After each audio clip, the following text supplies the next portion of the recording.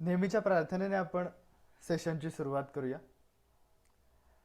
अखंड मंडलाकारं व्याप्तं येन चराचरं तत्पदं दर्शितं येन तस्मै श्री गुरवे नमः. गुरुर्ब्रह्मा गुरुर्विष्णु गुरुर्देवो महेश्वरः. गुरुः साक्षात् परब्रह्म तस्मै श्री गुरवे नमः. शास्त्रज्ञं शास्त्रगम्यं च धर्मगम्यं च धार्मिकं निस्सङ्गं सकलाधारं भक्तं स्वात्मरतं तथा वाग्मिनं शान्तमूर्तिं च भक्तदुःखप्रणाशनं योगिनं माधवानन्दं सोऽहं रूपं नमाम्यहम्. ओम.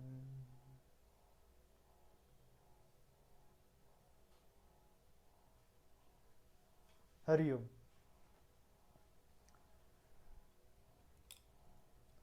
सर्वभूतस्थमात्मानं सर्वभूतानि चात्मनि ईक्षते योगयुक्तात्मा सर्वत्र समदर्शनः. 6वा अध्याय 29वा श्लोक. प्रशांत मनसम येनम योगिनम सुखमुत्तमम हे आपण मागच्या वेळेपर्यंत बघितलं की कशा प्रकारे योगी हा तत्वाशी चित्त एकाग्र केल्यानंतर एकत्वानेच तिथे राहतो. ध्यानयोगाच्या माध्यमातून साधायचं आहे. नामाच्या ध्यानाच्या अंतरंग उपासनेतून हे साधायचं आहे. बाहेरच्या कुठल्या प्रक्रियांनी त्याला गंध फुलं वाहून त्या ठिकाणी तो आहे या भावनेनं वाहिलं तर त्याचा उपयोग आहे. गोंदवलेकर महाराजांनी एके ठिकाणी म्हणलंय की तुम्ही माझी जी पूजा करता ती खरं तर तुमच्या देहबुद्धीचीच करत असता. आता असं त्यांनी म्हणलंय याचं कारण का, माणूस ती पूजा करताना हा अहंकार धरून पूजा करतो की मी ही फुलं अर्पण करतोय देवाला. मी आज मोगऱ्याची निशिगंधाची झेंडूची किती कष्ट करून मी ती फुलं मिळवली, केवढी महागाची फुलं, केवढा महागाची आरास केली, केवढी महागाची सजावट केली, हे सगळं माझं आहे, लोकांनी सगळ्यांनी येऊन वावा म्हणलं पाहिजे या भावनेनं तो ते करतो. तसं करू नये असं महाराजांचा सांगण्याचा उद्देश आहे. म्हणून महाराज म्हणाले एके ठिकाणी की तुम्ही माझी जी पूजा करता ती ऍक्च्युली तुमच्या देवबुद्धीचीच करत असता. असं तुम्हाला वाटत नाही का?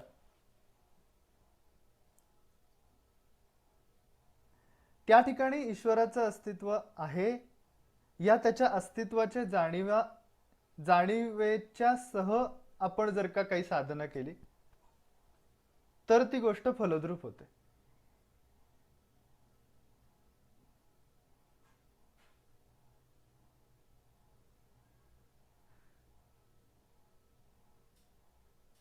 हरिपाठामध्ये देखील अशाच प्रकारची एक ओवी आहे की त्या नामस्मरणामध्ये जर का हरी नसेल म्हणजे त्याचं चिंतन तो त्या ठिकाणी आहे, ईश्वर त्या ठिकाणी आहे हा भाव धरून जर का नाम घेतलं नाही तर ते नुसतं शब्द होतात. त्याचाही उपयोग एक अंतःकरणावरती सात्विक परिणाम पडायला त्याचा उपयोग होतो निश्चितपणाने, नाही असं नाही.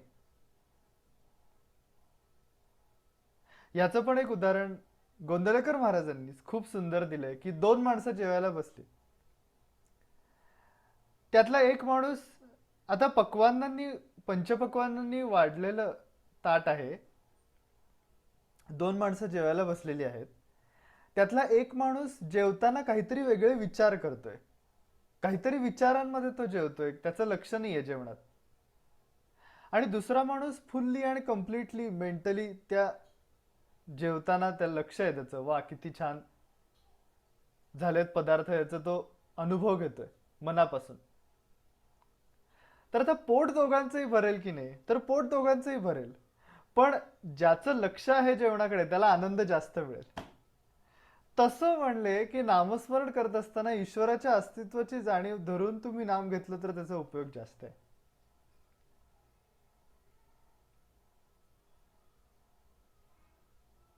सुंदर दृष्टांत गद्यातले महाशिक कोणाकडे कोणाचे बघायचे तर महाराजांचे. इतकं सुंदर गद्य वाङ्मय, इतक्या उपमांच्या सहित, दृष्टांताच्या सहित दुसऱ्या कोणाचं मिळणं फार तसं कठीण आहे.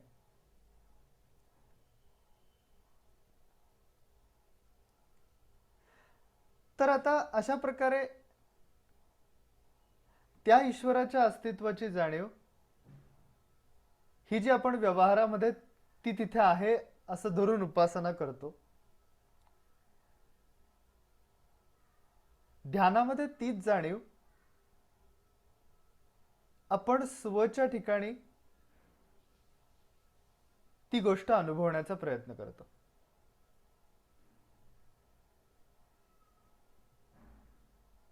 दोन स्वतंत्र जाणीवा नाहीच आहेत, एकच जाणीव आहे. पण असं असलं तरी देखील आपण देहात असल्यामुळे आणि आपला व्यक्तिमत्वाचा सेल्फ हाच मी आहे अशी आपली पक्की समजूत असल्यामुळे जन्मोजन्मीची समजूत आहे ती काही इतक्या लवकर, म्हणजे त्याची पकड किती घट्ट आहे अशा अर्थाने मी म्हणतोय. त्यामुळे सगुणोपासना, सगुणाचेनी आधारे निर्गुण पाविजे निर्धारे. आणि मग ही ईश्वराच्या अस्तित्वाची जाणीव दैनंदिन व्यवहारामध्ये ठेवून त्यानुसार ज्या काही उपासना करतोय त्या करून, म्हणजे बाह्य उपासना, आणि अंतरंग उपासना करताना नाम ध्यान करत असताना स्वच्या अस्तित्वाची जाणीव फोकस करून ती गोष्ट अंतरंगामध्ये विकसित करत करत करत हा योगी, म्हणजे त्याचं चित्त हे त्या ध्यानामध्ये त्याला अवस्था प्राप्त होते की जाणीवेनं त्याचं चित्त पूर्ण व्यापलेलं आहे आणि तो ईश्वर स्वरूप होऊन गेला. जाणीवेनं चित्त पूर्णपणाने व्यापलेलं आहे आणि त्यानंतर ती जाणीव देखील तत्वामध्ये विलीन होते. जाणीवेचं स्वतंत्र भान उरत नाही, केवळ आत्मस्वरूप राहून तो योगी राहतो. कितीतरी उंच अवस्था आहे, ऐकून सुद्धा बरं वाटतं. या सगळ्या धक्काधक्कीच्या जीवनापेक्षा आपण आत्मस्वरूप होऊन राहू असं कधीतरी आपल्याला वाटतं. पण होऊन राहण्याचा प्रश्नच नाही, आपण ते आहोतच. पण हे काय आपल्याला असं वाटत नाही की आपण आत्मस्वरूप आहोत. याचं कारण नेणीव, असं मुकुंदराजांनी परमामृत चिंतन ग्रंथामध्ये म्हणले की नेणीव ही त्याच्यामध्ये येते. तीच गोष्ट साधनेनं हळूहळू विकसित करत करत करत केवळ ईश्वर स्वरूप, आत्मस्वरूप, ईश्वर स्वरूप म्हणजेच आत्मस्वरूप, ईश्वर स्वरूप म्हणजेच आत्मस्वरूप होऊन तो योगी राहतो. आणि मग तो योगी ज्या वेळेला व्यवहारामध्ये येतो त्यावेळेला ध्यानामधल्या त्या अनुभवाचं इम्प्रेशन अंतःकरणावरती घेऊन तो व्यवहारामध्ये उतरतो आणि त्या अनुभवाचं, ध्यानामधल्या आत्मस्वरूपाच्या अनुभवाचं इम्प्रेशन म्हणजे ज्ञान.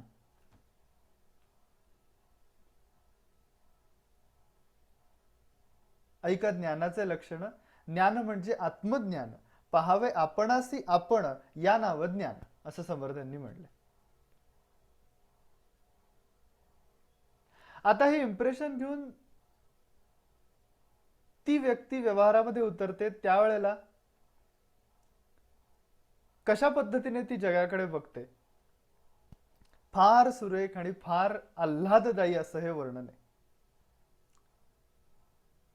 या बाबतीत संतांच्या प्रसंग संतांचे बघितले पाहिजेत की, कारण काही गोष्ट काही आपल्या अनुभवाची नाहीये. आत्ता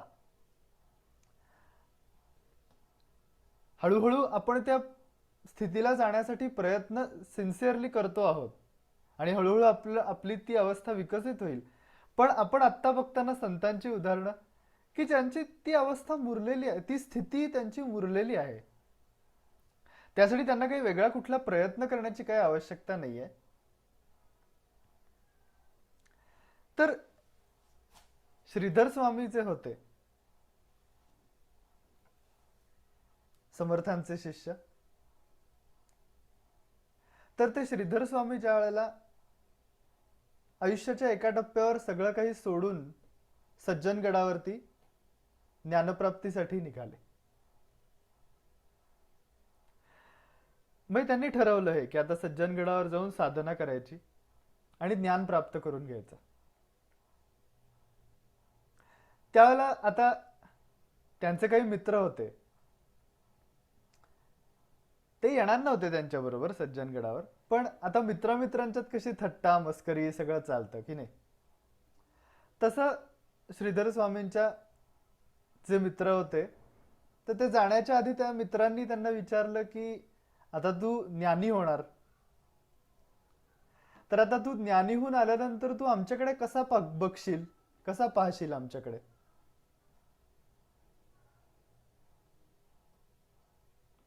तर त्यावर श्रीधर स्वामी म्हणाले की आपलेच अनेक फोटो काढल्यानंतर आपण त्या फोटोंच्याकडे जसं बघू तसं पाहिन तुमच्याकडे. अशाच प्रकारचं एक सिमिलर उदाहरण किंवा प्रसंग माझे सद्गुरू स्वामी माधवानंद यांच्या बाबतीत घडलं होतं. की त्यांना एकाने विचारलं होतं की प्रवचन करत असताना एवढे सगळे लोक तुमच्याकडे बघत असतात, तर तुम्हाला कसं वाटतं. तर तेव्हा ते हेच म्हणाले होते की मीच माझ्याकडे बघतोय असं वाटतं. आता अनुभूतीच्या बाबतीत आणि स्थितीच्या बाबतीत संतांच्याकडे एकवाक्यता कशी असते त्याचं हे उदाहरण आहे. पण या बाबतीत ज्ञानेश्वर महाराजांनी अतिशय सुंदर म्हणलेलं आहे की त्यांनी असं उदाहरण दिलंय की आपल्या पायाला जर का काटा रुतला,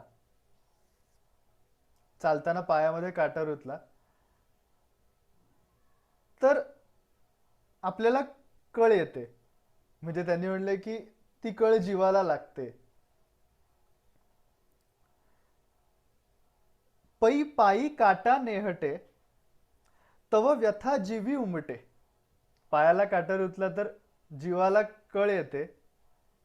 तैसा पोळे संकटे पुढिलांचे, तैसा इतरांच्या संकटांनी, दुसऱ्याच्या संकटांनी हा पोळतो, म्हणजे याला वाईट वाटतं योग्याला. अशी ज्याची अवस्था प्राप्त झाली आहे. सर्वभूतस्थम आत्मानम सर्वभूतानी चात्मनी. सगळ्या भूतमात्रांच्या ठिकाणी तो स्वतःला बघतो. आणि तसंच पुढच्या ओवीत त्यांनी म्हणलंय की आता हे उदाहरण ज्ञानेश्वर महाराजांनी थोडी बॅकग्राऊंड सांगतो. बॅकग्राऊंड म्हणण्यापेक्षा थोडं विस्तृत करून सांगतो की समजा खूप उन्हाळ्याचे दिवस आहेत आणि एखाद्या हिरवळीची जागा आहे आणि त्या हिरवळीवरती नुकतंच पाणी मारलेलं आहे आणि त्याच्यावरनं जर का आपण त्या मौशार गवतावरून चालत जात असू, तर आपल्या पावलांना जो गारवा जाणवतो त्यावेळेला डोळ्यांना बरं वाटतं, डोळ्यांना गार वाटतं. शीतलतेची जाणीव डोळ्यांना देखील होते. का पावो शीतलता लाहे की ते डोळ्याची लागी होय. पावलांना गारवा लागला की त्याचं सुख डोळ्याला होतं.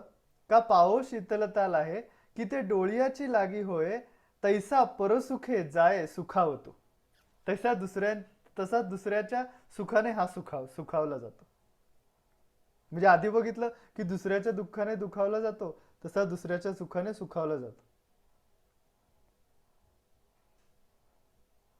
आणि ही काही केवळ वैचारिक अवस्था नाहीये की बाबा एम्पथी आहे दुसऱ्याच्या बद्दलच्या भावनांची, असं नाही. तो ते स्वतः अनुभवतो.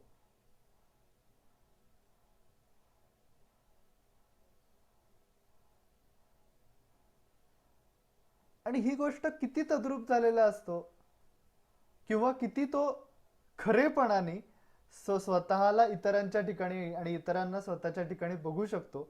आणि इतर म्हणजे केवळ माणसंच असं नव्हे, सर्वभूत मात्र सर्वभूतस्थम आत्मानम सर्वभूतानी चात्मनी असं म्हणलेलं आहे. म्हणजे केवळ माणसंच नाही तर प्राणी पक्षी सगळे सगळे भूत मात्र. रमण महर्षींची या बाबतीत खूप प्रसंग त्यांचे असे आहेत की एकतर त्यांच्या आश्रमामध्ये सगळ्यांना मोकळीक असायची यायला जायला, सगळ्यांना म्हणजे सगळ्या प्राणी पक्ष्यांना. त्यामुळे कुणी साप बीप सुद्धा त्यांच्याकडे यायचे आश्रमात आतमध्ये, म्हणजे त्या त्या हॉलमध्ये जिथे ते बसायचे तिथे. मग माकडं यायची, कुत्रे यायचे, खारोटा यायचा. तर एकदा काय झालं की दुपारच्या वेळेला महर्षी बसले होते हॉलमध्ये तिथे त्यांच्या आसनावर, आणि तिथे काही समोर फळं ठेवली होती. तर त्या आश्रमाच्या हॉलच्या समोरच्या झाडावरती काही माकडं राहत होती. म्हणजे त्यांची फॅमिली माकडांची होती तिथे झाडावर. तर ती माकडं आली खाली आणि ती माकडं एकदम आडदांड होती आणि रागीट पण होती, अग्रेसिव्ह होती म्हणजे. तर ती आली खाली आणि त्यांनी फळं घेतली आणि ती घेऊन गेली माकडावरती. तर तिथं बाकीचे जे सेवक वर्ग होते रमण महर्षींचा, त्यांनी त्या माकडांना थोडस अटकाव करण्याचा प्रयत्न केला, पण त्या माकडांनी काही ऐकलं नाही, कारण का ती चांगली दांडगी होती माकडं. आता त्यानंतर माकडिणी आल्या खाली ती फळं घ्यायला त्याच्यात तिथली. तर त्या माकडिणी काही तितक्या अग्रेसिव्ह नव्हत्या, त्या थोड्याशा वीक होत्या माकडांच्या पेक्षा. तर त्या माकडिणी आल्यानंतर मात्र या सेवक वर्गाने त्या माकडिणी दुर्बल आहेत म्हणून त्यांनी त्यांना हकलायचा प्रयत्न केला, काठीने त्यांना मारायचा प्रयत्न केला. त्याला महर्षी म्हणाले, अरे हे तुम्ही काय करता आहात? माकडं घेऊन गेली फळं हे त्यांनी बघितलेलं आहे, माकडिणींनी ते बघितलेलं आहे की माकडं फळं घेऊन गेली आणि म्हणून त्या देखील आल्या फळं घ्यायला. तर तुम्ही हे अशा प्रकारे काय त्यांच्याशी वागता आहात? त्यांच्या जागेमध्ये आपण राहतो आहोत आणि त्यामुळे त्यांना देखील मिळालं पाहिजे, त्यांना देखील मान सन्मान असतात. म्हणून चक्क महर्षी ती फळं घेऊन बाहेर आले हॉलमधून, त्या झाडाच्या इथे खाली उभे राहिले आणि त्या माकडिणींना त्यांनी आवाहन केलं की या या आणि ही फळं घेऊन जा तुमची म्हणून. म्हणजे त्यांच्या अशा प्रकारे त्यांना अपमानास्पद वागणूक देऊन त्या माकडिणींना हाकलवल्यामुळे त्यांना काय वाटलं असेल हे महर्षींनी स्वतःच्या आतमध्ये अनुभवलं.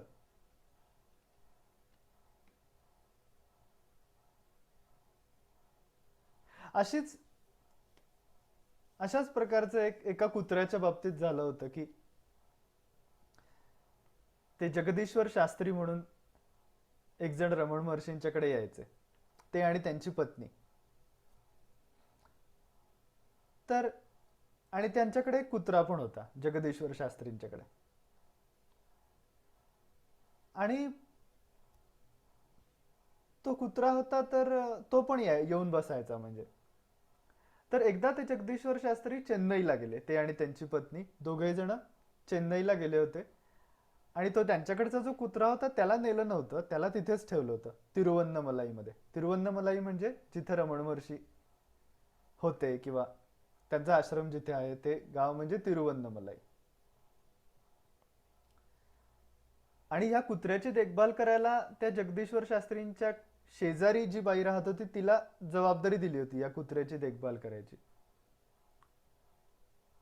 तर 6-7 दिवस पर्यंत ते कुत्र भरपूर भटकत होतं, कारण त्याला कळे ना की आपला मालक आणि मालकीण गेले कुठे. त्याला काही सांगितलेलं नव्हतं की आम्ही चेन्नईला जातोय, त्याला त्या शेजारच्या बाईच्या भरोश्यावर सोडलं होतं. पण याला कुत्र्याला काही कळे ना की आपले मालक आणि मालकीण कुठे गेले, म्हणून ते भटकत होतं सगळीकडे. आणि मग ते एकदा न्याहारीनंतर सकाळी एका दिवशी रमण महर्षींच्या समोर येऊन उभं राहिलं ते कुत्र. त्याला महर्षी त्याला असं म्हणाले, का काय झालं, का काय झालं, तुला असं विचारायचं आहे ना की तुझी लोक कुठे गेली म्हणून तुला सोडून. तर ती मद्रासला गेली आहेत, ती 6-7 दिवसानंतर येतील, तू शांत राहा, गडबड करू नको, असं त्यांनी त्या कुत्र्याला सांगितलं. आणि तो शांतपणे निघून गेला हे सगळं ऐकल्यावर, कारण ते त्याच्या भाषेत त्याच्याशी बोलत होते. आणि त्यानंतर काही दिवसानंतर असा प्रसंग घडला, 4-5 दिवसानंतर, की ज्या बाईच्या भरोश्यावर त्या कुत्र्याला सोडून हे जगदीश्वर शास्त्री गेले होते, त्या बाईने त्याला खूप रागे भरले आणि त्याला छडीने मारलं त्या कुत्र्याला. आणि त्याला अर्धा दिवस एका खोलीत बंद करून ठेवलं. ते खोलीचं दार उघडल्यानंतर तो कुत्रा थेट रमण महर्षींच्याकडे आला. आता त्याला कळलं कसं असेल की यांच्याकडे जाऊन तक्रार केली पाहिजे त्या बाईची. आत्मौपम्येन आत्मौपम्येन सर्वत्र समम पश्यती योर्जुन, अशी गीतेतले पुढचा श्लोक असा आहे की आत्म्याच्या ठिकाणी तो सगळ्यांना बघतो, याच्याच सारख्या अर्थाचा तो पण श्लोक आहे. तर योगी असे होऊन गेलेले असतात. तर तो कुत्रा महर्षींच्या इथे जातो समोर आणि मग तो तिथेच राहतो. तो 4-5 दिवस आश्रमातच राहतो. नंतर जगदीश्वर शास्त्री आणि त्यांची पत्नी येतात मद्रासवरून. आता तो कुत्रा त्यांच्याबरोबर जाणार जगदीश्वर शास्त्रींच्या बरोबर घरी त्याच्या पुन्हा. तर त्यावेळेला महर्षी त्या बाईला बोलवतात, ज्या शेजारणीच्या वरती नाराज होऊन तो कुत्रा आलेला असतो आश्रमात, त्या बाईला ते बोलवतात आणि ते त्या बाईला विचारतात जाब की तू या कुत्र्याला काय केलंस, हा तुझी तक्रार घेऊन माझ्याकडे आला होता, तर आता पुन्हा तू त्याला अशी तक्रार करण्याची संधी देऊ नकोस, असं म्हणून त्या कुत्र्याला समजावलं. आणि मग तो कुत्रा त्या जगदीश्वर शास्त्रींच्या बरोबर गेला. आता ही गोष्ट काही सामान्य पातळीवरच्या एक काहीतरी कॉमन माणसं कुत्र्यांशी बोलतात, प्रेमाने बोलतात, पण ही योगी व्यक्ती ही त्यांच्या मनातलं वाचू शकते असं म्हणतात. आणि विशेष म्हणजे त्या प्राण्यांना देखील या योगी व्यक्तीच्या बद्दल तितकंच प्रेम वाटतं, काही बॅकग्राऊंड नसताना.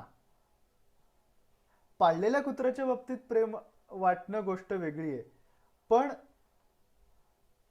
अचानक कुठूनही आलेला प्राणी, त्याला या योगी व्यक्तीच्या बद्दल प्रेम वाटणं, आपली आहे ती व्यक्ती असं वाटणं, या व्यक्तीकडे जाऊन तक्रार करावी असं वाटणं, ही गोष्ट विशेष आहे. जसं गोंदवलेकर महाराजांचं सुद्धा आपण वाचलेलं आहे चरित्रात, की नैमिषारण्यात ते जेव्हा होते त्यावेळेला वाघ, सिंह वगैरे असं त्यांना त्यांच्या शरीराला घासून जायचे. ते आपण इमॅजिनच करू शकत नाही.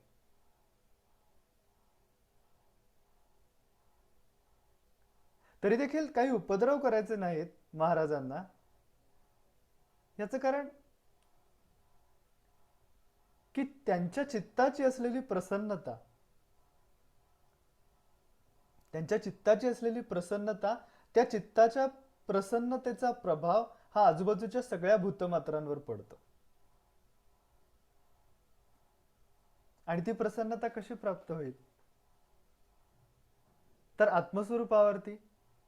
ती व्यक्ती जर का कायमस्वरूपी असेल तर ती चित्ताला प्रसन्नता सहज प्राप्त होईल.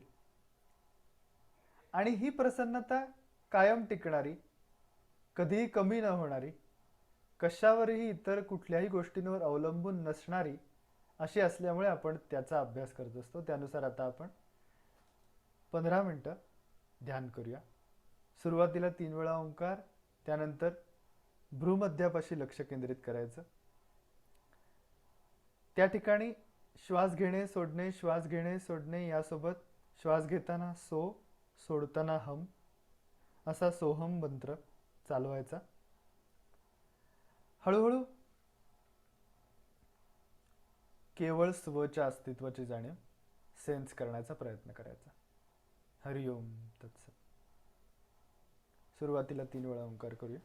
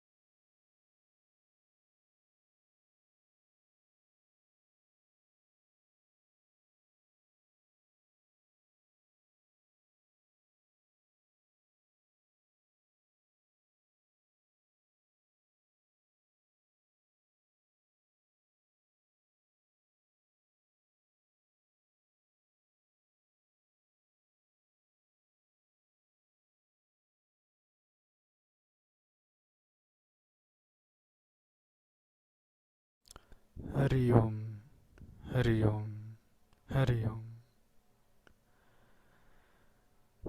हरि ओम, हरि ओम, हरि ओम। केवलं करुणाकारं कैवल्यानन्ददायकं संसारतापशमनं समर्थं समदर्शिनम्